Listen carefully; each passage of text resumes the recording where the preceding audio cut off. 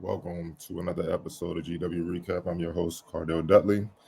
And in this game, it was a hard fought, very entertaining game.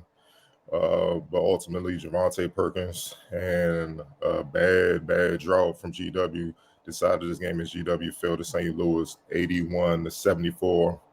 Uh, Max Edwards, sophomore guard, had a career high 24 points, a 9 of 16 shooting, 3 of 7 from deep, 5 rebounds.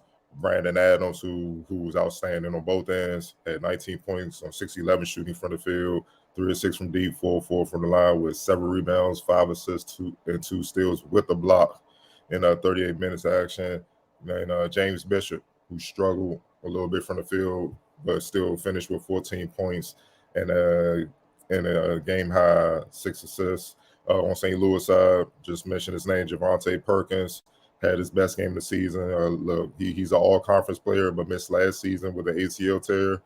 He's been up and down trying to recover from that, but this game looked like the old Javonte Perkins. Posted a game high 27 points at 11 of 17 shooting, 3 of 5 from deep, 2 of 3 from the free throw line with 6 rebounds.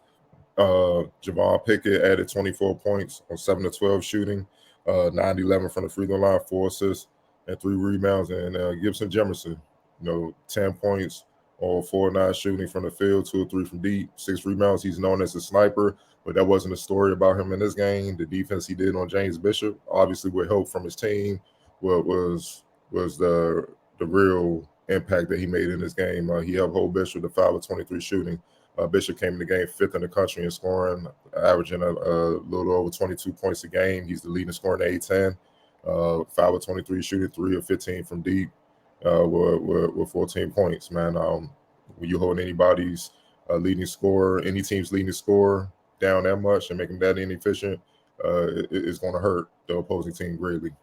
Look, GW had them in the first half. They were clicking behind Brandon Adams and Max Edwards, with contributions from Bishop and Noel Brown. Noel Brown was outstanding in the first half, had 8 points, so 4-4. They held a 39-36 lead at the half. GW did, and then in the second half, St. Louis, whatever they did at halftime, whatever they talked about, whatever water, Gatorade, whatever they drank, they need to continue to do that.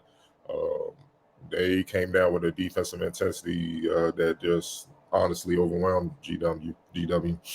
They held GW to 0-12 shooting for pretty much the first 8 minutes of the second half. I repeat, the first 8 minutes of the second half, and they went on a 17-0 run, leading 56-39 at the 12-minute mark, and that was the game.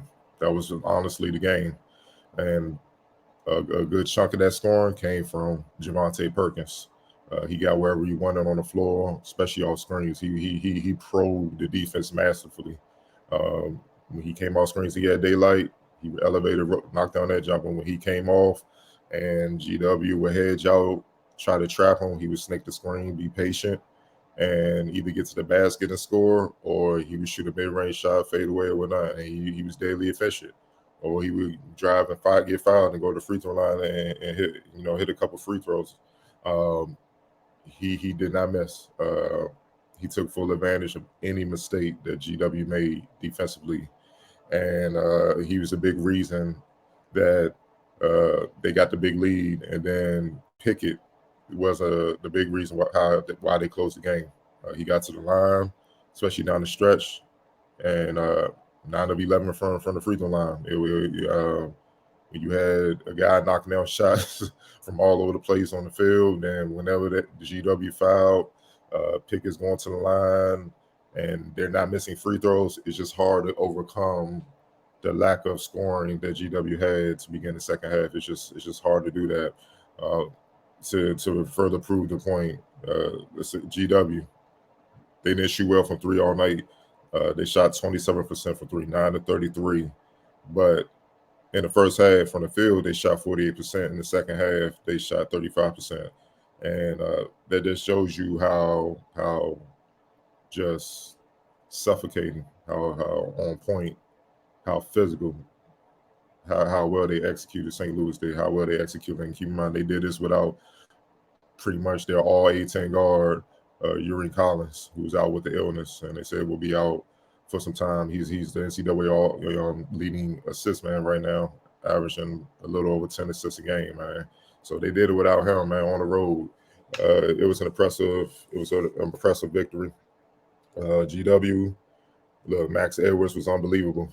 He got them he really got them back in the game.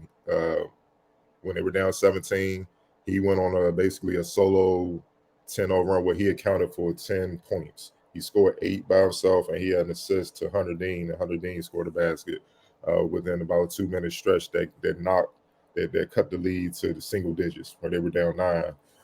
But then Javonte Perkins got to work, and then Pickett joined them, and that was all she wrote. The previous game that GW had, their win over excuse me, it slips my mind. Their impressive win over UMass. There you go. Ricky Lando Jr., Hunter Dean, they were monsters inside. They dominated inside. They scored, they rebounded, they defended well. This game, not so much. I know Hunter Dean was, he was injured. He was playing a little banged up.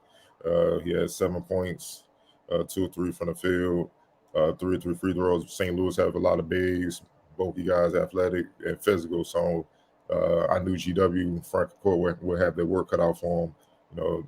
Hunter Dean, did what he could considering. But Ricky Lendo, they really took him out the game. He didn't score at all, 0 for 5, had 9 rebounds and 3 steals, and he fouled out in 36 minutes, man. So that really, their lack of production and both ends, not being able to get easy baskets, not really, getting to the line a lot.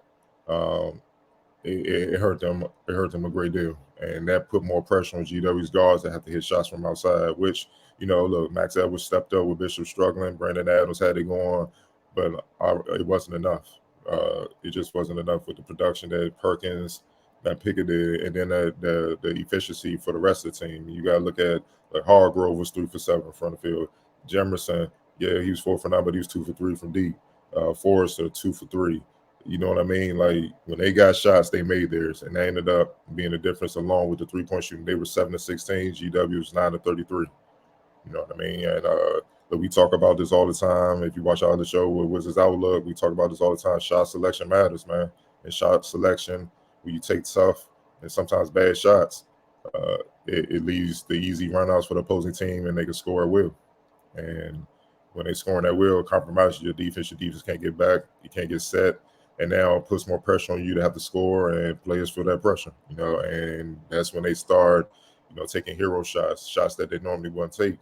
And when you miss those shots, again, it frustrates you. You're not fully in tune defensively. And if you're not in tune defensively, you're already down. They're already hitting shots from all over the place. Clearly, obviously, it's a bad mix. And it usually ends bad for that team. So, that's ultimately what happened, man. Too much Pickett, too much Perkins, and suffocating defense is what ultimately led to GW's loss.